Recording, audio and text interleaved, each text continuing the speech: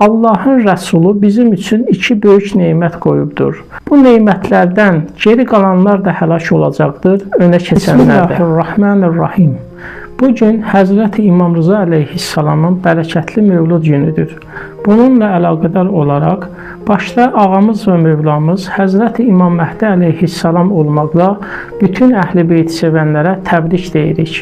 Peyğəmbər əhl-i beyti insanlar üçün nicat yoludur. Həzrəti İmam Rıza əleyhissalam bu barədə belə buyurub: İzə nəzələt bikum şədidətun fəstəinu binə aləllahi əzzə və cəl.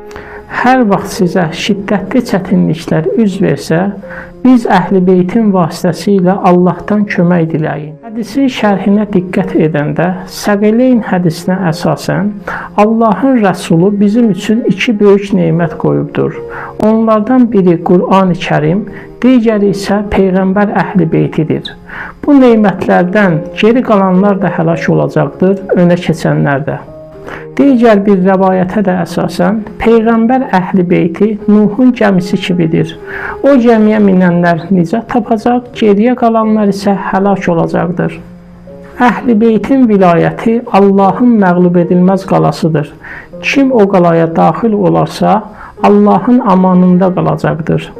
Əziz valideynlər, özünüzü və övladlarınızı cəmiyyətdə olan pis təsirlərdən və təhlükələrdən qorumaq üçün əhl-i beytin vilayətindən möhkəm yapışın. Allahı and verirəm öz böyüklüyünə, bizləri Peyğəmbər əhl-i beytinin vilayətindən ayrı salmasın.